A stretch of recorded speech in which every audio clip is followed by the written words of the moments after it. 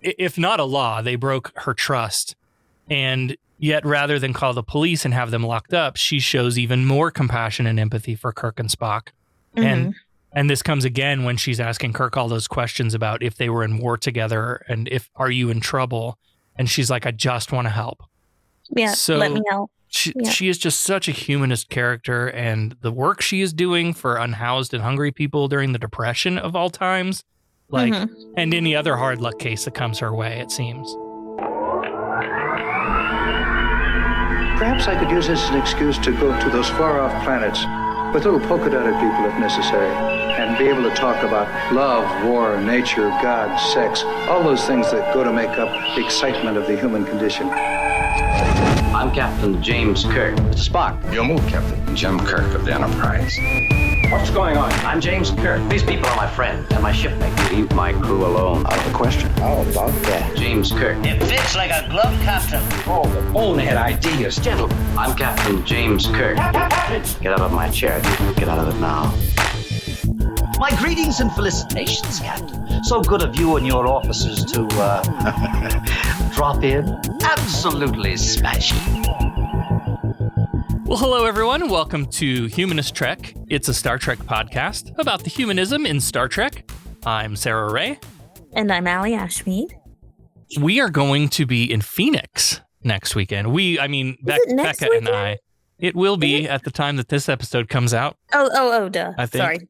Sorry. Mm-hmm. Don't want to mess up the production magic there. This one comes out the week before American Atheist Convention in Phoenix, Arizona, April 6th through the 9th.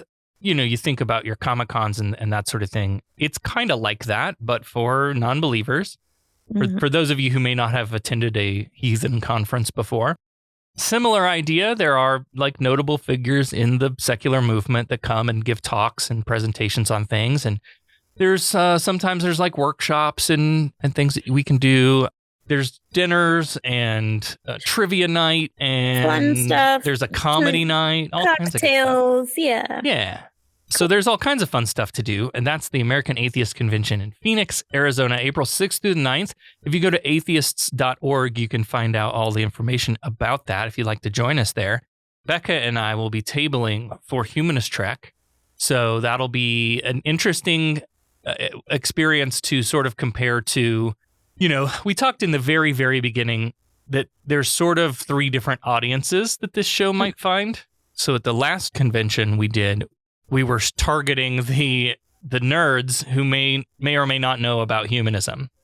Mm-hmm. And so this convention, we're going to be around people who probably know humanism pretty well, but may not be embracing it in their daily lives. Yeah. Yeah. That's just to say in the secular movement, there are a lot of different flavors of people. And as well, when we talk about like, oh, I'm an atheist, well, what does that mean? It means that we just don't believe in a God. And then everything else is up in the air, right? Right. You get conservative atheists and liberal atheists, and you get woo-woo atheists that don't believe in God, but they like crystal healing or whatever. Like we are just, as a people, all over the board. Yeah. So anyway, that'll be fun. We're going to set up, and I think we might even have some stuff for sale at our table this time. Woo-hoo, so we have cha-ching. to figure out like what kind of merch we want to carry in stock and set up all of that stuff. So that'll be exciting. Another thing that I think I'm going to start doing at these tablings is you recently, Allie, got me into this pour painting, and I am addicted. So sorry. It's so fun. It's so, and I think there's something satisfying in my ADHD brain about watching the thing move around as you, it's so satisfying. Yeah, I started it during the pandemic, and I could never explain to people what was so cool about it, because I'm just like, you just got to try it. Right. It's not for everyone. And it can get messy, but yeah, I understand the addiction. I was like that too. I wanted to paint every single fucking day. But I'm glad you love it. Finally, I have someone who understands like the draw to it. Yeah. Because there's a creative side to it, but there's like this therapeutic side to it as well. It's calming. Yeah. Yeah, it is. Yeah. So I have been I've been looking, there's so many different techniques to learn, and I'm just at the beginning of this journey. I have so much to learn. Yeah. We'll have to schedule a paint day. Yes. And we'll just hell yeah, that would be so much fun. Just do some crazy shit because it's awesome. Yeah. So I'm trying to learn techniques that will create spacey looking things. Right. So I've got a couple that I did that are sort of spacey looking with like glittery stars, and it looks really cool. My next one is going to be blooms. I'm gonna try to do blooms. Spinning. Make things look like nebula sort of looking things. Yeah. So then we can sell those at the booth as well to help raise money for this here podcast. Awesome. And then people will have like a nice art piece to hang on the wall. Yeah. Yeah. So anyway, come find us at a convention. We're at American Atheists next weekend, and then American Humanist Association is coming up. We're all going to be at that one. Yeah, so I won't be at the American Atheist one, but I will be at the AHA, which is in Denver. Yay! That's going to be so much fun. Yeah, I'm excited. Well, let's step on through the portal and get into our episode today. It is Star Trek, the original series, Season 1, Episode 29, The City on the Edge of Forever. Sir, contact with an object. It's moving toward us. No visual contact yet. Deflectors, full intensity. Mr. Sulu, yes, Captain. Anything on your scanners? It's coming at light speed. Collision course. Visual contact. Anything, over? All wavelengths dominated by ionization effects, sir. All engines full stop. The Enterprise is in orbit of a planet, and right out of the gate, we're at red alert. The ship is a-rocking. Everybody's doing the jerk. Everybody's jerking. Kirk describes this as turbulence. In space? Is that a thing that... Yeah. I feel like I've made a lot of notes lately about the unscientificness of some of this stuff. Yeah. I mean, granted, we're not scientists, but there's some stuff we know and have heard, and there's like really shouldn't be any turbulence. Right. But it turns out it's not turbulence, and they're trying to map these areas so they can avoid them. But then Sulu's station explodes. Did you notice like Scotty's like leaning on the console, like he's just like chilling on the console? I did not notice that. That's a Riker move. It's totally. He's like standing next to behind Sulu up on the thing. He's just chilling with his ass propped up on the console. He's warning everyone that the control circuits are gonna overload, and then there's one point that's really great where Kirk asks him something about, like how long do we have or whatever, and he doesn't go to a computer console and punch some buttons. He just kind of looks away and looks back, and he's how did he know the answer to that question? Magic. Movie magic. So Kirk sends off his log entries to Starfleet just in case. And this is when we learn that the turbulence is actually ripples in time. So something or someone on that planet has the ability to affect time and create these waves of time distortions. So then Kirk goes over to Spock, who's leaning over in his favorite position that we always find him on the bridge. He's like leaning over and basically to tell him, okay, hurry up and plot these time distortions because this jerk is like kind of hurting my back. Just as he was about to say, I'll have these plotted in a few more orbits, that's when the helm explodes, and then that sends Sulu flying. And so Sulu's down, his heart's all aflutter. And McCoy says he'll have to risk using cordrazine, which is a fictional made-up stimulant meant to be used during cardiac arrest. Kirk starts to say something about how cordrazine is tricky stuff. Apparently, it's really powerful, and too much of it can really fuck you up. He's like, you sure you want to use that? Like, why? First, why is Kirk? You're not the doctor. Not the doctor. Exactly. Why are you advising the doctor? McCoy's like, damn it, Jim, you're not a doctor. But McCoy is a shit doctor, so I don't blame him. So yeah, he gives him like a hypo, and Sulu wakes up and he's like, smiling. A few seconds later, they enter the final time distortion, and as the ship rocks and they all jerk, McCoy jabs himself full of cordrazine. Way more than any recommended dosing. Yep. OSHA. Okay. Because I guess, he jabs himself, and maybe he shouldn't have been on the bridge with that dangerous stuff. Maybe. I know he had to come and treat Sulu, but just They don't take the proper precautions. Right? This turns McCoy into a raving lunatic. He's all sweaty now, and he's yelling about murderers and killers and how he won't let them get him.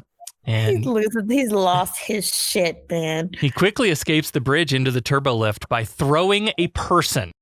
He does that thing where you're like running away from someone and you knock over some boxes or barrels or whatever to block their path. But he does this by grabbing a technician from inside the turbo lift when the doors open, and he throws the... Poor guy never saw that coming. Nah. Cordrazine, hell of a drug.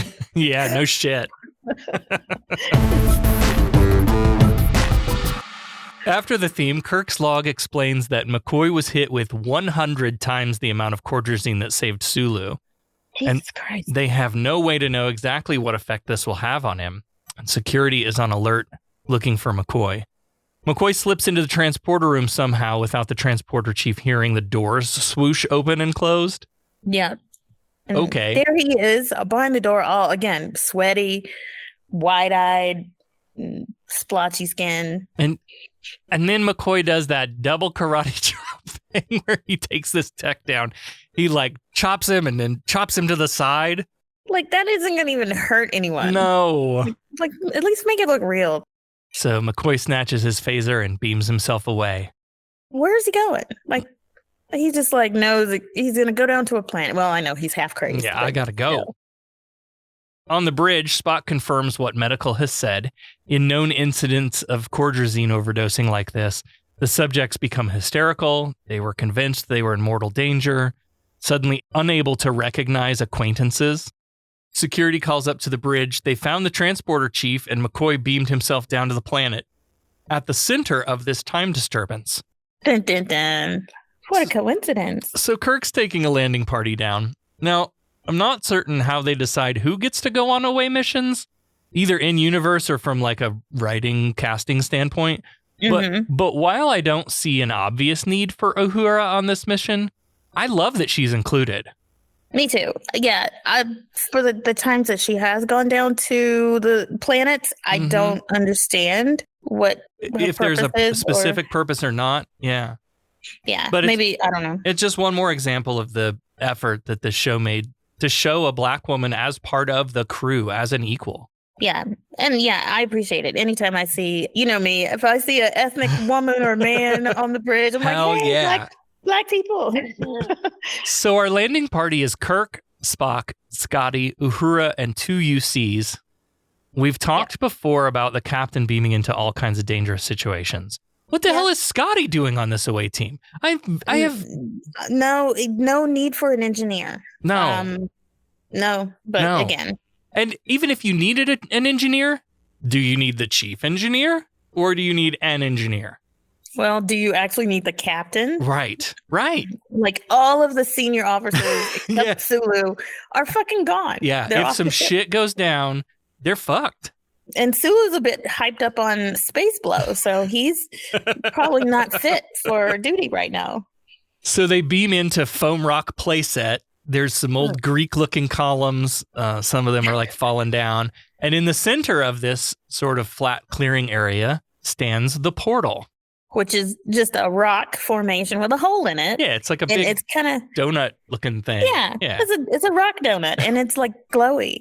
So the red shirts fan out while Spock and Kirk study this portal. Spock says the ruins are 10,000 centuries old, and this portal is what is causing the time displacements they've picked up. Kirk's like, it seems to be pulsating power. Spock says this is what's causing the time displacements, which they picked up from millions of miles away. Right. Spock, metric system. Come on. Yeah. Spock says what this thing does is beyond any science as he understands it. Uhura radios to check in, no sign of McCoy, but as they pass by, McCoy pops up from behind a boulder and runs off in the other direction. Back at the portal, Spock is remarking again how this is nothing like anything he's seen before. And Kirk says, well, what is it then? And suddenly the portal starts lighting up and talking. And it says, a question. Since before your sun burned hot in space and before your race was born, I have awaited a question. What? I know. You mean to tell me that no one else is dropped by this planet? Yeah. What the fuck are you? Right. No one? So Kirk's like, okay, I'll bite. What are you? And the voice responds, I am the guardian of forever. And Kirk's like, right, what is a guardian of forever again? You know, I know. But for my friend Spock here, if you could just explain it for his sake. Mm-hmm. But then he goes and it says, I am my own beginning and my own ending. A lot of God language from the portal here. Yeah. He says, Kirk asks if he's machine or being. He answers both and neither. It's a lot of cryptic God speak. Yeah, Spock's annoyed with if Vulcans can get annoyed, Spock is annoyed with the talking in riddles. And the Rock is like, well, I'm only answering as simply as your level of understanding makes it possible. So I'm like, oh, no, he didn't. I got some Q vibes from that. Oh, the Guardian's like, well, I'm just dumbing shit down so that your feeble minds can understand. Like, that seemed kind of a Q move. Mm-hmm. Meanwhile, McCoy is hiding behind a small piece of an old stone brick wall as Scotty and his sacrificial red shirt walk by. Again, Q vibes. Spock's like, yes, a time portal. And the Guardian is like, I suppose that's as accurate as possible for you, given your primitive scientific knowledge. And Spock's face, his face was like, excuse the fuck out of me. I know, right? Yeah. And of course, Kirk loves this, right? Any chance to... Of course. He takes any chance to dig at Spock. So when a mysterious donut rock portal does it, it's great. The Guardian lights up and smoke starts rolling down into the center. And he's like, check this out. I can be a gateway to your past. And he starts showing clips from old picture shows about Egypt and Greece. Because, Earth is quite a show. It's a reality show. Yeah. Scotty and the security guards have McCoy cornered, and he's freaking out about murderers and killers again. And while the red shirts are holding him, Spock wanders up and drops him with a neck pinch, as if there's no, nothing is so easy. Spock just wanders up. Spock's like, here, you deserve this. Kirk's got an idea. If this thing is a portal to the past, perhaps they could all go back in time a day and stop McCoy's cocaine overdose accident from happening altogether. Yeah, or maybe they just fucking wait. Why would you, Kirk? No. Time out. Do you remember that episode at the Frozen Planet? I think it was the Naked Time episode. Yes. Where they went back three days. They went back 3 days, but didn't do shit to save anyone from dying. Right. Clearly, the needs of McCoy are greater than the needs of possibly anyone else. Why would you want to risk that to save a shit doctor? Because he's horrible. He's horrible. Yeah, but he's my friend. Kirk asks the Guardian if maybe it can slow down that film footage because they're going to try to step through the portal and try to land on yesterday, but it's moving so fast it'll be hard to be accurate. And the Guardian is like, nope, this is how I was made, baby. McCoy starts to come to while this conversation is happening. And I don't know. That was quick. It was quick. Thinking, how long is the effect of a neck pinch? Usually longer than that, because in past episodes, they're out for a while. Yeah. But I guess the space cocaine ain't going to keep McCoy down. No, because, he wakes up. I don't know if you thought this too, but it looked to me almost like McCoy had been sucker-faced by that salt vampire. Yeah, so he suddenly had red splotches on his face. In addition to being sweaty and wild-eyed, he had a breakout. Is that a symptom of cocaine overdose that we didn't know about? I guess. Well, it's space cocaine. Who knows? Good shit. Suddenly, Spock's like, shit, I've been carrying this tape recorder around this whole time. I should have been taping the past that the portal has been showing us. And while he's FOMOing, McCoy gets up, runs, and jumps through the portal before anyone can stop him. Idiot. Ugh. And the smoke and old film footage stops too. Like the center of the donut goes clear. Yeah, it goes away. Like, why? Why? Mm-hmm. Uhura tries to call up the Enterprise. Nobody's answering. And the Guardian explains that there is no ship, no crew. In fact, everything they knew is gone. Like, what the fuck did he do? And then the Guardian says after McCoy passed through, he's like, he has passed into what was. And yeah, and apparently he did something, and suddenly the Enterprise is gone. It never existed. Okay. Jesus Christ, McCoy. Now, the rules of time travel have never seemed to be very solid in this show. No. McCoy somehow butterfly affected everything they knew away, and yet the away team still exists. Their uniforms exist. The Federation issued devices still exist. Right. So I guess we have to believe that, like, maybe being in such close proximity to the Guardian somehow protected them all from the changes in the timeline. But if there's no Enterprise anymore, how are they still on that planet? Yeah, and like how are they? Yeah, I agree. It's stretching it, but yeah. Like, how do they still have communicators, too? So, yeah. And so we go to commercial with our away team stranded on this planet. Kirk has asked the Guardian to start the film footage over again, and Spock is going to use his tape recordings to try to get them through the portal as close to as possible to when McCoy went through. And they need to get there at least a little bit before McCoy does, so they can stop him from doing whatever it is he does. So did you notice that this episode did not have a star date?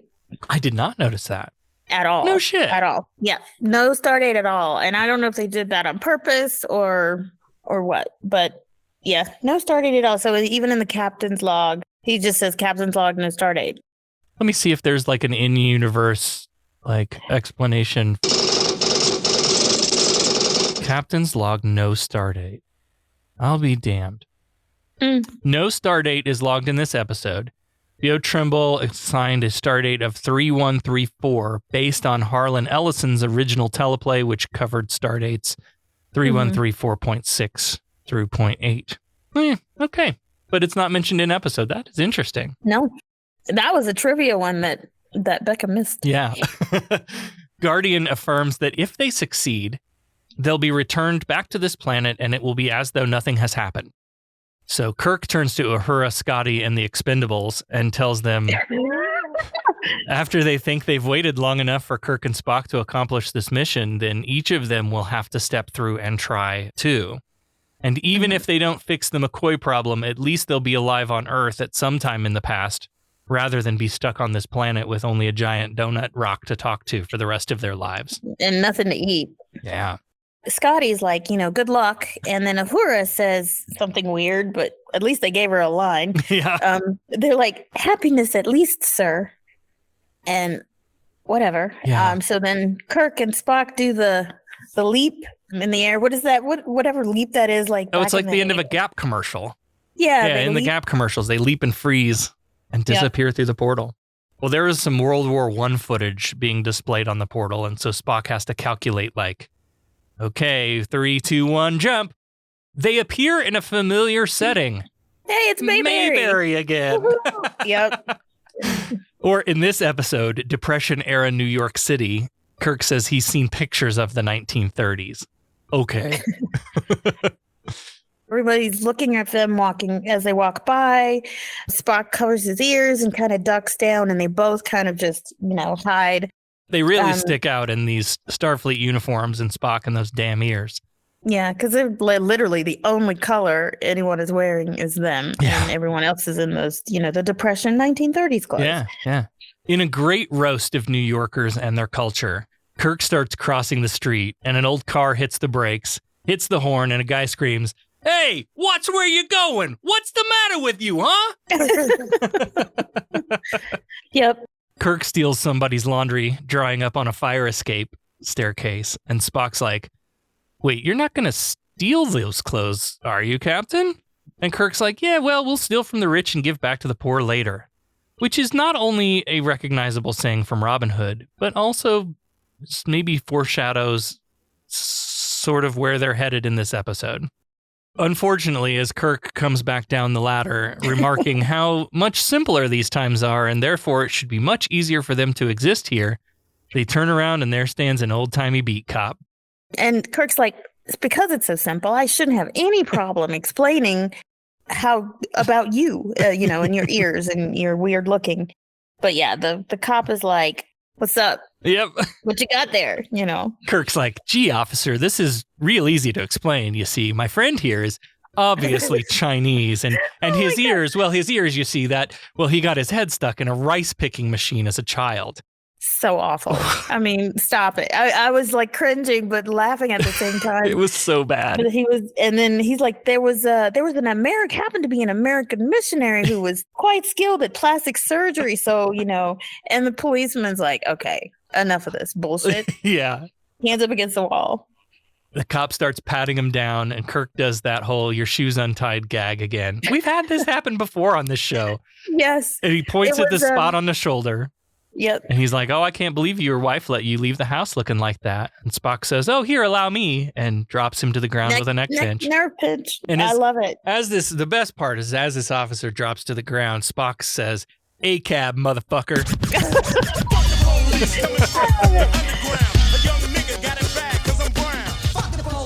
Yes. Awesome. Unfortunately, quite a crowd has gathered now to witness all of this. So they race off into the streets of New York, around the corner and into an alley past the 21st Street Mission, where they slip down the stairs and into the basement.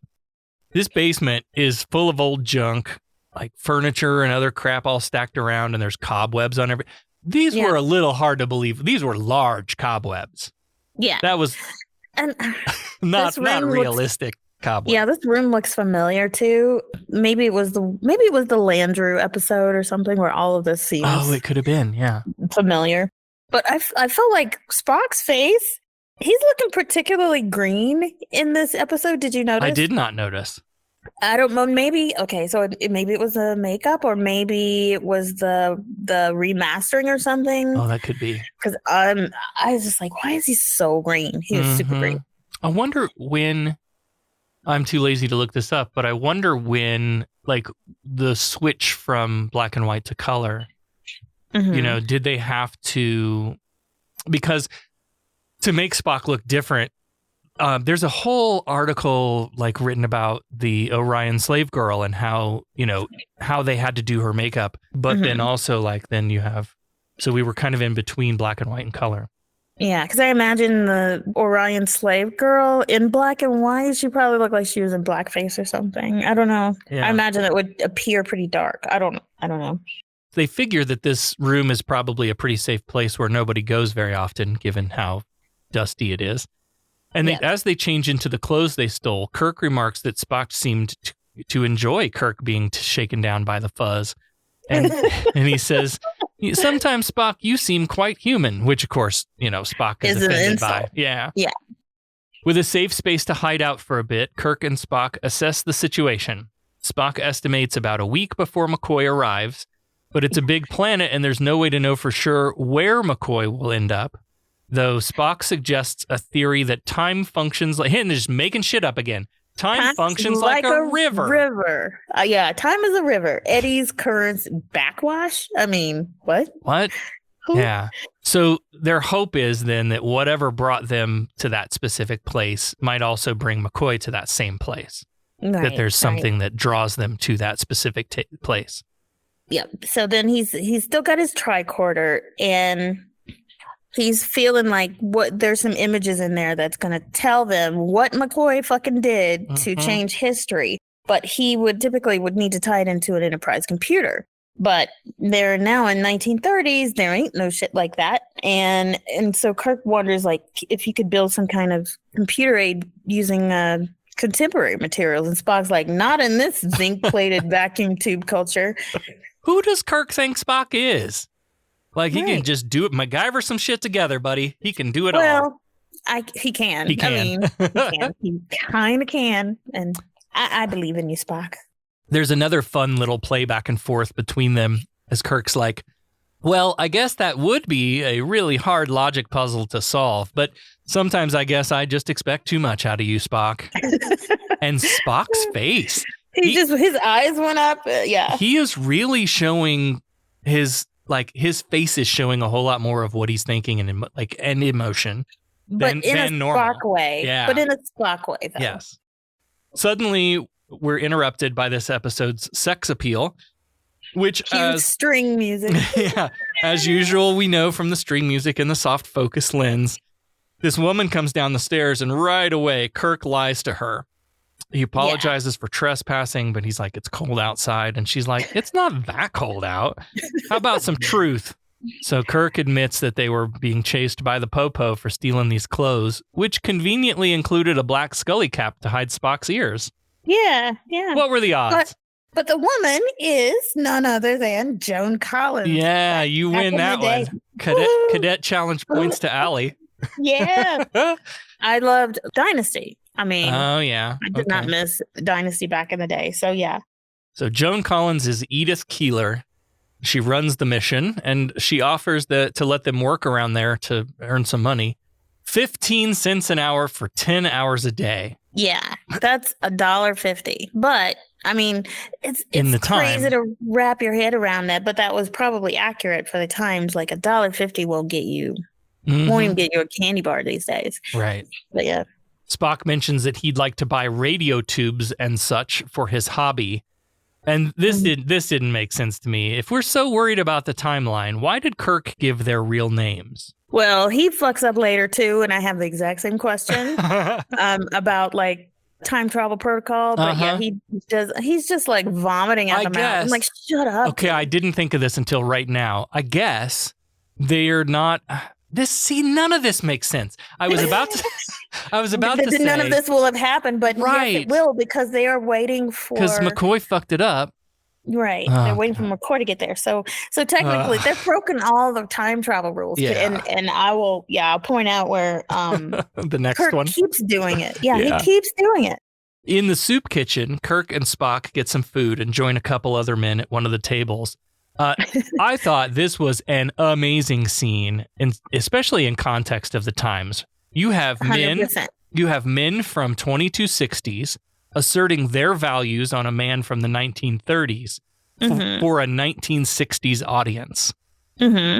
So this man at the table is like, we don't eat for free around here. We have to listen to that broad sing or whatever his payment. Yeah. And he starts to say like, she's not a bad looking broad, but if she really wanted to help a man out. Yeah, you got to throw in the sexist stuff. Yeah. But then she Kirk shuts his ass down though. I do appreciate that at least. Yeah. But the homeless guy was just bashing her really hard for basically helping them. Yeah. Calling her a goody two shoes and all that. And talking about biting the hand that feeds you. Right. Like here he is sitting there. She's providing meals and a hot meal and a place to And you're not grateful? Like, come on. No. But he's bashing her for doing exactly that. Yeah. Edith goes off on a woke I have a dream speech, and I'll probably edit in the audio, but she says, now let's start by getting one thing straight. I'm not a do-gooder. If you're a bum, if you can't break off with a booze or whatever it is that makes you a bad risk, then get out. Now, I don't pretend to tell you how to find happiness and love when every day is just a struggle to survive. But I do insist that you do survive. Because the days and the years ahead are worth living for.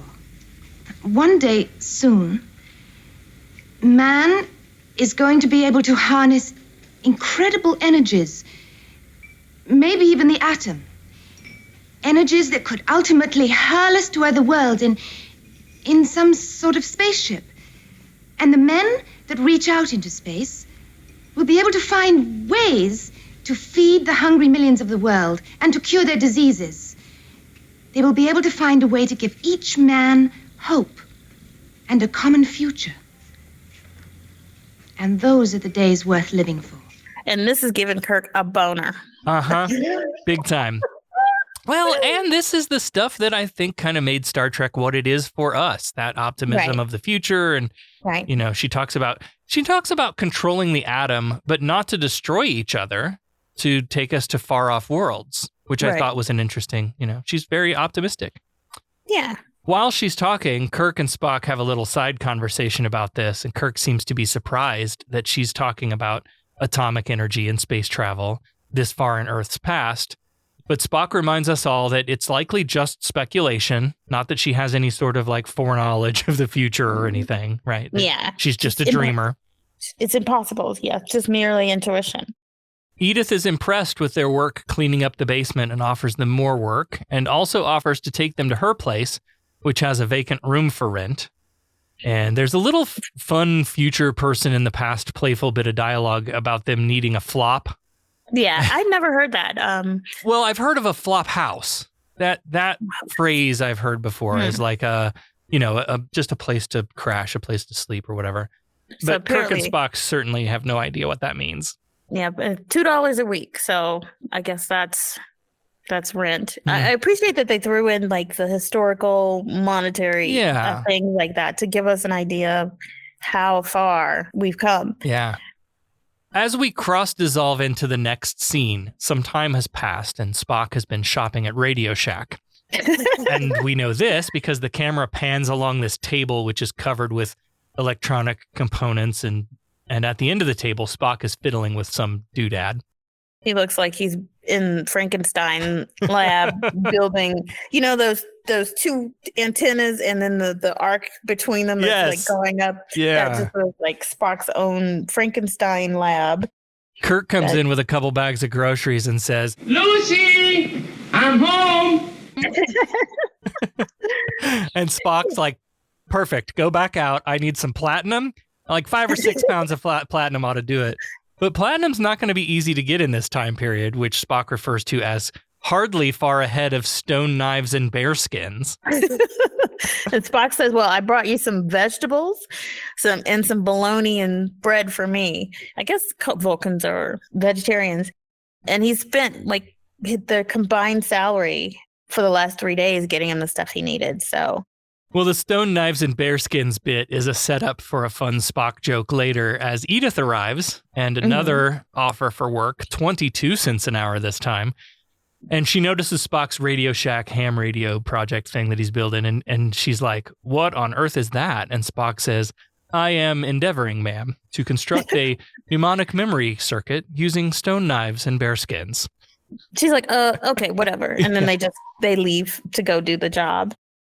Kirk and Spock leave and we crossfade into the canteen where a couple of men are working on some old clocks. And Spock's like, Captain, those tools they're using, how do you feel about some more stealing shit? Spock uses his superb Vulcan hearing to open a combination lock on the toolbox. There's nothing he can't do. Right? But somehow, like Edith Keeler she just finds out that they've, again, stole something. I don't think anything happens around that place that she doesn't know about. Yeah. So she's like very upset. And Kirk just was able to like turn on the charm and say, he didn't mean any ill will. And he promises he'll return the tools when he's finished. If you say he's going to return them, he'll return them. It seemed to me like Edith really struggled sort of with how to handle this violation, like what to do about it. It seemed like something, the way she played it made it seem like she was struggling between, do I turn these guys over to the police or do I trust them to do the right thing now? Yeah, because she's like curious and fascinated by them. So I think that it probably gets the better of her than anything. And she probably senses they don't mean any harm. Yeah. Edith makes a deal. She'll trust Spock to return the tools, but Kirk must walk her home. She's gonna get some. Yep, here we go.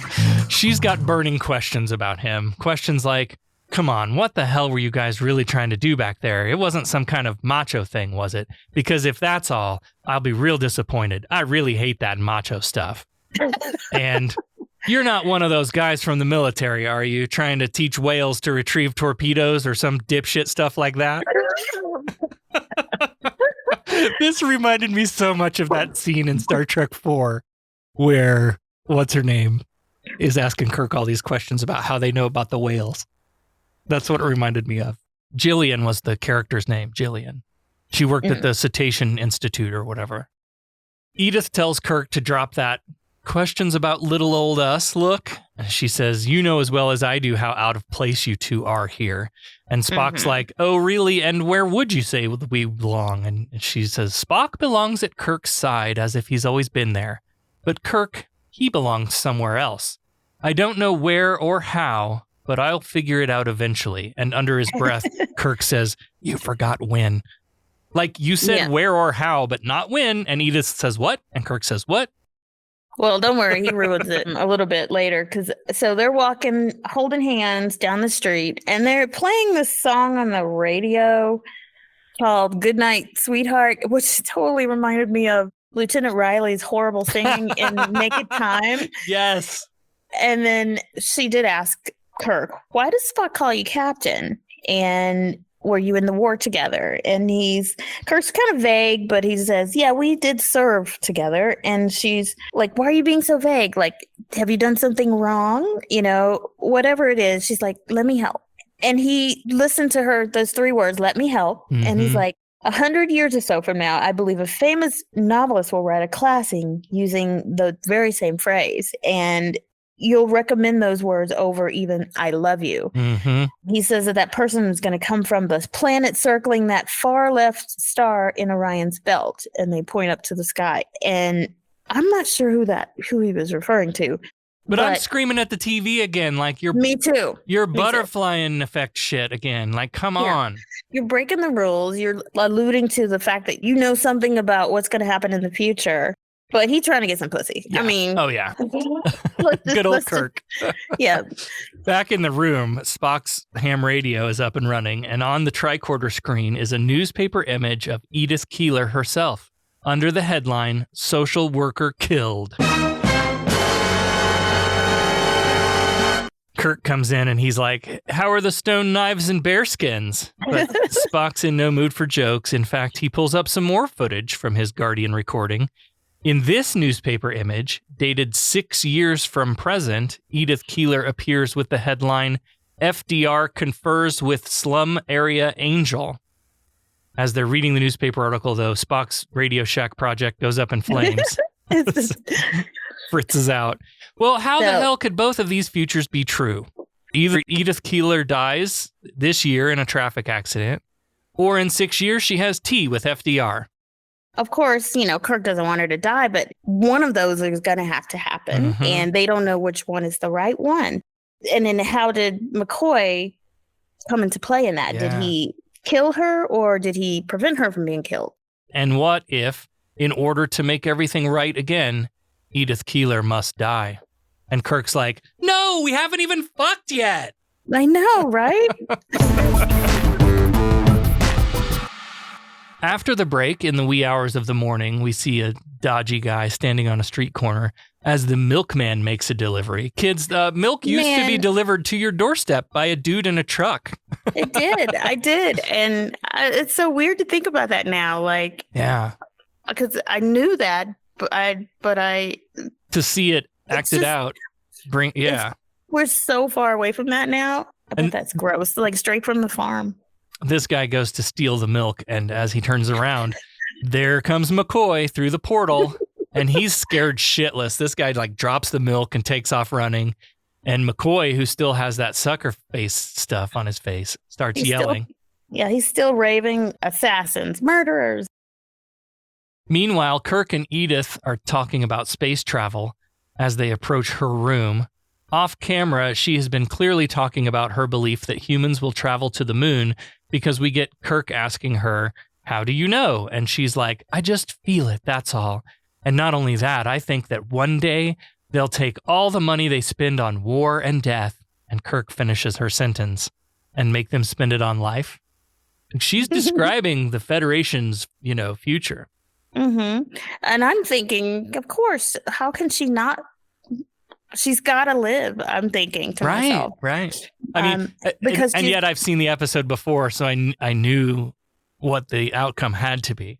Right. But Kirk just trying to get into them draws, I connected with this, though, because, I talk about the future like that sometimes, too. I know we'll get there someday, like poverty, war, famine, disease. We'll figure it out. And sometimes I feel like the crazy person in the room for saying it out loud, beyond just believing it.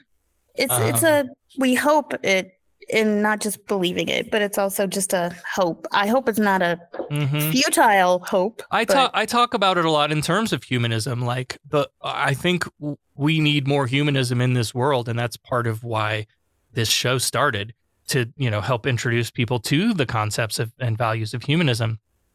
Because in order to get there, we are going to have to get beyond this deep political divide that we're in right now, and our differences over race and gender and all of the things that humans do a really great job of finding shit that makes us different and like polarizing each other against each other, right? Yeah.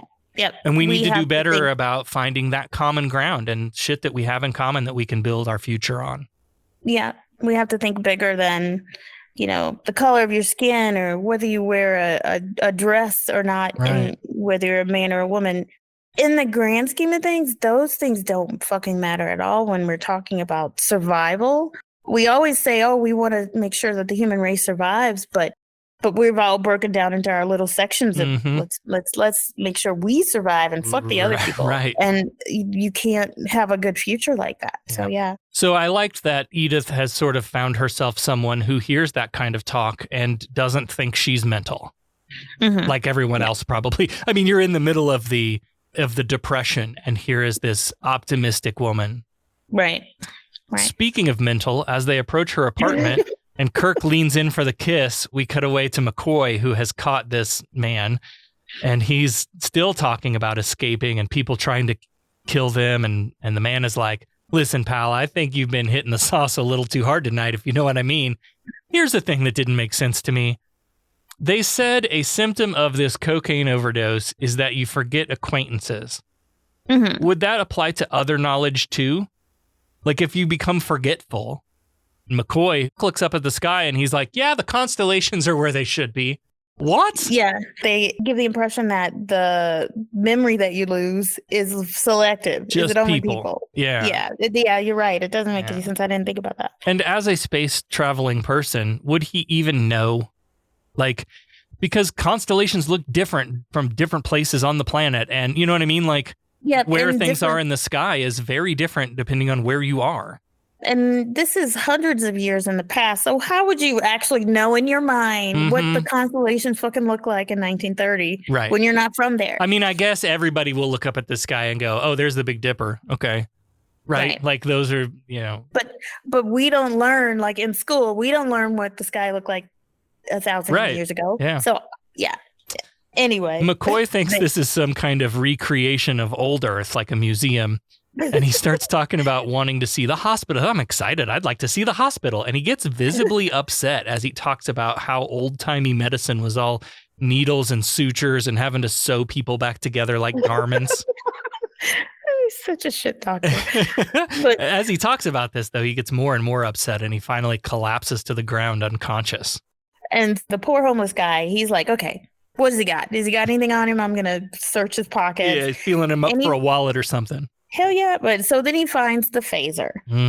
And so he takes the phaser and they show the homeless man in this darkened camera angle and he's mashing buttons. And I guess he sets it to overload. And next thing you know, poor guy, he disintegrates himself. Oh my God, they've killed a bum. You bastards! So, oops. I mean, I thought that was kind of like, oh, kill the homeless guy. That's not right. Yeah, no, that's not right in a lot of ways. But also, like, again, wouldn't the disappearance of this guy have some butterfly effect on the future too? Exactly. I mean, I guess they're making the case that, like, as a homeless person, his existence is of no consequence. Matter. Yeah, which is shit. Like, that feels real wrong. I don't like that. Yeah, I did not like that at all. But yeah, kill the homeless guy, and nothing is ever said. Yeah, of course, nobody misses him. Especially after that other time travel episode where they picked up the pilot, and the pilot was like, "Oh, you don't do anything of consequence, but your son." It's your kids, Marty. Something has got to be done about your kids. Right? Remember that one? Yeah. Kirk returns to their apartment. Spock is repairing the ham radio, but it'll take another couple of days. Meanwhile, McCoy could have been here for a week already. They have no way to know. Outside, McCoy is wandering around town while one of the newsies sings, "I'm the king of New York." There's a few unhoused people sleeping on a stoop, and where should McCoy end up but the canteen at Edith's mission? Following the smell of coffee, I suppose, when she's pouring cups of coffee. And she's like, holy shit, you look terrible. You look like shit. She says, I thought salt vampires were extinct now, but those spots on your face. That's a good one. She's like, here, you need to lie down because you do look like shit. And he's like, well, I can't be found. She's like, fine. You're ranting, whatever. It seems like everybody comes to this place of hers to hide out and get away from something. Right. So she takes him to a cot in the back room, and just like literally Spock comes up and starts pouring coffee. So they literally miss each other by like seconds. Yeah. And it's very strange for Spock to not notice. You know what I mean? Mm-hmm. Back in the apartment, Spock and Kirk review the film reel showing how the future goes if they're unsuccessful in stopping McCoy. A pacifist movement takes off in the U.S. The U.S. doesn't enter World War II until long after Germany has built its power. In this future, Germany wins the war because they win the race to the A-bomb. And who is the leader of this pacifist movement? Edith fucking Keeler. What a nice twist that I was not expecting. Not a nice twist, but just like a bombshell that she was the one who, being a pacifist, which we think is a good thing, is the reason that Germany comes to power. It's crazy. It's crazy to think that. Mm-hmm. Like, I think at one point they even said in the episode, she was right. She was just at the wrong time. It was, it just wasn't the right time. Yeah. So now we know that to restore the future, Edith must die in that accident. But now there's a new problem. Kirk is in love with her. In the back room at the mission, Edith is caring for McCoy, and they have a fun conversation where he's about to ask her where he is, but decides not to ask because the answer will mean he's either unconscious or demented. He says, this looks like old Earth, around 1920 or 25, and she's like, try 1930. And he says, well, that settles it. I am unconscious or demented. And Edith is like, this new guy I've been fucking, he talks about Earth like you do. You want to meet him? Maybe we could have a three-way. Oh my. And oh my God. McCoy says, I'm a surgeon, not a porn star. He tells her his name is Leonard McCoy, senior medical officer aboard the USS Enterprise. And of course, she's like, I don't mean to disbelieve you, but that's hardly a Navy uniform. But at least she does assume, like, okay, it's a naval vessel, because even as forward thinking as she is, she still doesn't think that they're from the future. His response here was great, though. He kind of mumbles, that's okay, dear. I don't believe in you either. I guess he thinks he's hallucinating. I think he's starting to come out of it. She leaves him to rest and goes back to the apartment building where Kirk calls to her as she goes up the stairs. And there's playful flirting here. Edith asks if he's following her, and he says, with ulterior motives. Does that please you? But before she can suggest the three-way to Kirk with McCoy, she slips on the stairs and Kirk catches her. And she's like, oh, silly me, I could have died. Haha. Spock goes into their apartment so Kirk and Edith can smooch. And after Edith goes upstairs, he comes back and mentions that stumble on the stairs. But Kirk argues that it's not time yet. McCoy isn't here. So Spock cautions that if he saves her, as his heart might tell him to do, then millions will die and millions more will be forced to learn to speak German. Ja, ich spreche ein bisschen Deutsch. Back in the mission, Edith goes to check on McCoy, who is looking much better now. The sucker face splotches are gone, and he drinks a cup of coffee, and he's like, thanks for saving my life. I'll help out around the mission. But then she's like, well, we'll talk about it later because I've got a date. Yeah. Remember that guy I told you we might be able to three-way with? Well, he's taking me out to a Clark Gable movie. And McCoy doesn't know who that is, of course, which is a big red flag given his popularity at the time. Right? Yeah. Anybody should know who Clark Gable is. And McCoy has decided now that this whole thing is a coke-filled hallucination, but not Edith. He believes she's real. Help me decide how I feel about this next scene. There's about 3 minutes left in the episode clock here. Mm-hmm. And as Spock, Kirk, and Edith leave the mission, Spock splits off to go do his own thing, and Kirk and Edith step out into the street, into traffic, in fact, right in front of a car that slams its brake and honks. What if that was supposed to be when she died? It could have been. And maybe they're doing that as like a... Is it a misdirection? A foreboding or, it could be a misdirection to get us hyper aware of, okay, we know she's supposed to die in a car accident. And so let's put it in their face. Yeah. I don't know. Yeah, it was weird. She starts talking about McCoy and Kirk's like, wait, Leonard McCoy? Drinks on the job, racist, misogynist McCoy? That guy? And when Edith tells him that McCoy is at the mission, he tells her to stay put on the far side of the street while he runs back across to the mission just as McCoy opens the door and walks outside. And again, they are focusing on the street, back and forth across the street. Mm-hmm. I don't know. I haven't decided how I feel about that head fake. Like, I thought you were going to talk about the scene where they like see each other and they suddenly embrace like long lost lovers, like all three of them. Like, what? Right, Spock included. Yeah, this was weird. That one threw me. But right. Whatever. They see each other. They reacted like they hadn't seen each other in 100 years. Yeah. Well, it's been 200. I mean, technically. But while this reunion is happening, Edith crosses the street. And as Kirk turns to see this, we hear Spock yell, "No, Jim!" And now I had to do that thing where I stop and back up 10 seconds and then replay it and then back up about 40 times because I swear I heard two voices say, "No, Jim." No, Jim. But only Spock's mouth you know moved. What? I think I noticed the same thing, and I think it was McCoy, but how would he know? But his mouth didn't move. I mean, I went back 40 times and there were two voices. No, Jim. So maybe, I don't know, maybe something got fucked up in the post-production where they looped Spock's line and instead of replacing the original, they just layered it on top. I don't know, but it was very noticeable. Yeah. A lot happens in about the span of 3 seconds. Spock yells, "No, Jim," and then McCoy moves like he's going to rush out and save Edith, but Kirk grabs him and holds him back. Screeching tires, Edith screams, and it's done. Oh my God!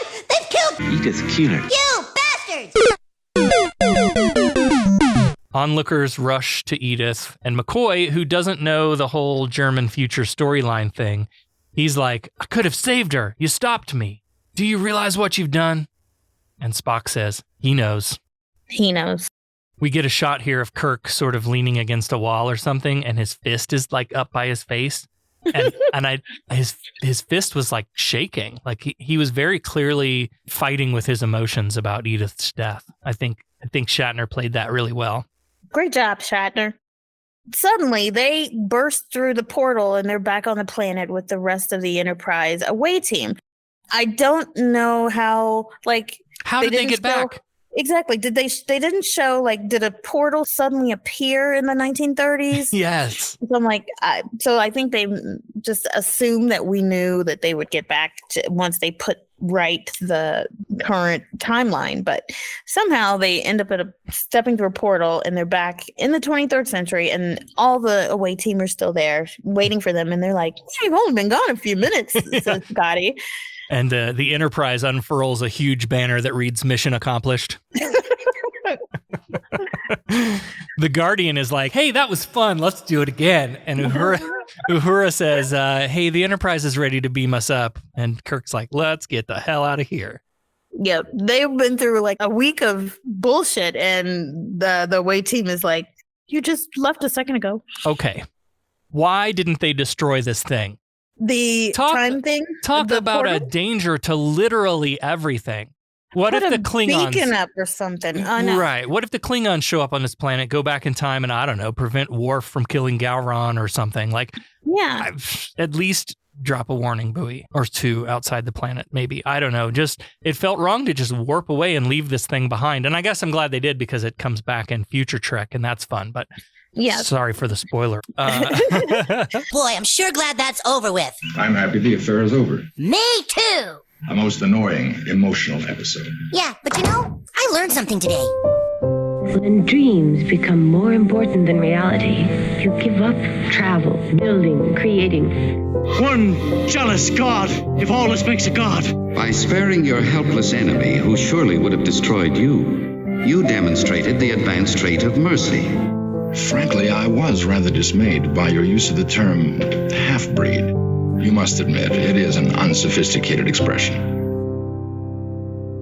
Well, we talked about Edith's hero speech, where she's dreaming about a better future and as being the core of Trek and Gene's humanistic views.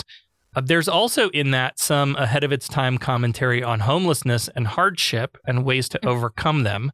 She does say that if they can't break whatever bad habits, make them bad risks, they have to leave. So there is sort of a we're not getting handouts, you still have to work for what you get sort of system in place.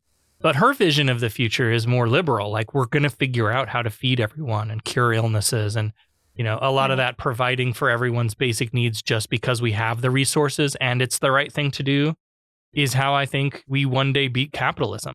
Yeah. There was also something else in there too about, I think I mentioned it, but that it was a reflection of the times, which was the whole, you need to break your alcoholism first and then we'll help you.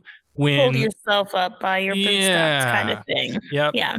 When what we have learned in the intervening years to today, and some people still have, a lot of people still struggle to get to understand that this is fact and that there is good evidence that that method is wrong and that the better method is you take care of people first so that they're in a good place to beat their addiction. Right? Right. You don't say, go get a job and then I'll house you. We should be housing people so that they have a place to rest, so that they can, so they can get a job. So they have a place to take a shower and clean up and live and be a person. Right. So I'm glad that we have finally done the research and figured out that we've been doing it wrong this whole time and there are better ways. Yeah. I feel like the addiction and all of those things that we kind of penalize homeless people for, or people in need. And that's just actually one of the symptoms. So it's not necessarily causing their situation, but it's a symptom of their situation. Because when you're feeling in despair, what else do you do? Right. What else can you do? So I agree. Yeah. I agree. I just don't it's so obvious when you say it, how could you expect this person to get off of their drug addiction when they sleep under a fucking bridge at night? Right. What do you expect them to do? Yeah. You need something to fucking forget this is your situation. Mm-hmm. And I mean, I get it. And we should stop penalizing people and looking down on them. You know how people are when they see someone begging for money, and they don't want to give it to them. They might spend it on booze or whatever. So what? Yeah. Fucking let them. You would too. Yeah. Yeah. Yep. So let them. The moment where Edith busts them for stealing the tools, that made me think a lot about restorative justice. And I feel like we've talked about that a lot on this show already too. But if not a law, they broke her trust. And yet rather than call the police and have them locked up, she shows even more compassion and empathy for Kirk and Spock. And this comes again when she's asking Kirk all those questions about if they were in war together and are you in trouble? And she's like, I just want to help.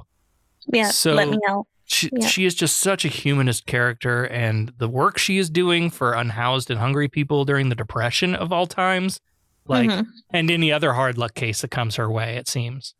Yeah, yeah. And which irritated me in this whole episode was that she got bashed for it by the very people that she's helping. Calling her a goody two shoes. But yeah, she is the pillar of the humanistic values. Yeah. This is one of those quintessential, the needs of the many outweigh the needs of the few. Yeah. And then maybe the last thing I'll say is that maybe we think we're insignificant. As we go along our daily lives, but we somehow could be making a tiny little impact on our world, whether it's by our life or our death, But the fact that she existed was, sadly, I really didn't like the fact that she had to die. Right. But she still did make an impact on the future. They could have written it so that they had to save her from the McCoy went back in time and something he did got her killed. And and the mission then is to go prevent her save her. They could have written it that way. But it wouldn't have had such a shocking impact if they had. So to have her knowing that to put right their future, he had to lose her. Yep. And and that just creates so much more tension and drama in the episode. So yep, for sure. Okay, so then now it's time to honor the dead. It's dead, Jim.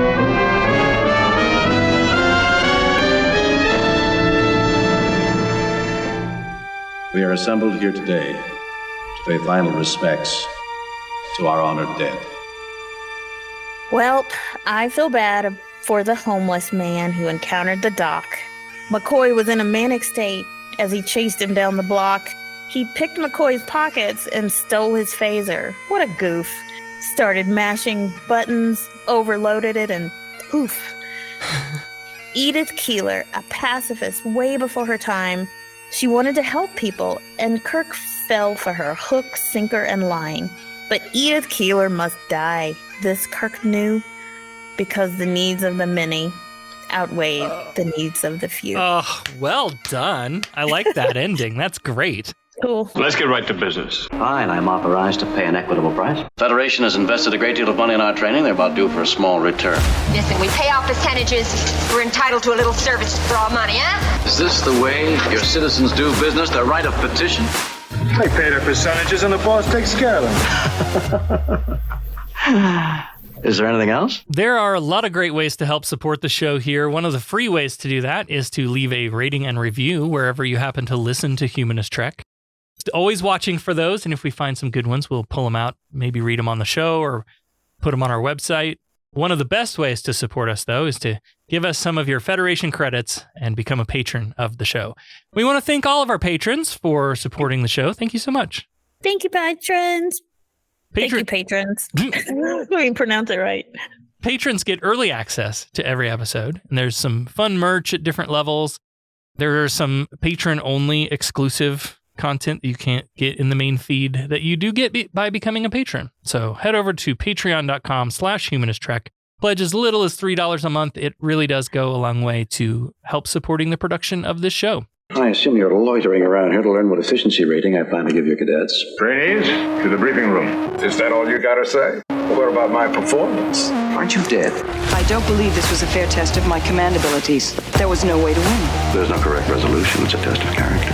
Now, what is that supposed to mean? I am understandably curious. May I ask you a question? Who's been holding up the damn elevator? All right, let's bring Becca back in for the exciting answer to last week's Starfleet Academy Cadet Challenge. Last time on Humanist Trek, you asked us,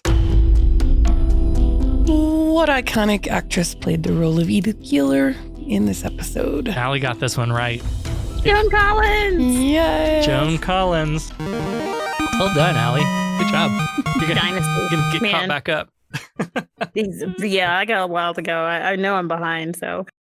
Next week, we'll be reviewing Operation Annihilate, Season 1, Episode 30. The Enterprise crew must rid planet Deneva and Spock of deadly parasites. I do not remember anything about this episode. Not a damn thing. I don't think I remember anything, but sometimes it'll click. He had parasites? Yeah, the only parasites I remember are the Ceti Alpha ear parasite eel things. I don't remember this at all. Okay, what's our question for Operation Annihilate? Yep, let's get this one wrong. This is one of only 2 episodes in the Star Trek franchise to feature what in the episode title? What was the name of it? Okay, well, it's either a colon or an exclamation mark. What was the name of the episode? Operation Annihilate exclamation mark. I would say exclamation mark. I'm going to go with colon. But yeah, colon. Okay. We've split our odds. Yep. I'm going to go with the exclamation point. All right. Because I think colon would be more like... Are you writing down our answers at least? Yeah. Okay, good. Part 1, part 2 or something, and they would have a whatever colon part 1.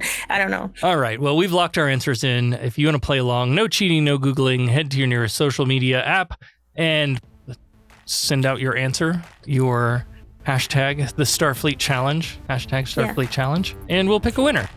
Yeah. Next time on Humanist Trek, Season 1, Episode 30, Operation Annihilate. Live long and prosper. Qapla'. Humanist Trek is available wherever you replicate your podcast. Follow us on all the social medias at Humanist Trek. Become a patron at patreon.com/humanisttrek. Open hailing frequencies to podcast@humanisttrek.com and visit our website, humanisttrek.com. Humanist Trek is a production of Sarah Austin Media.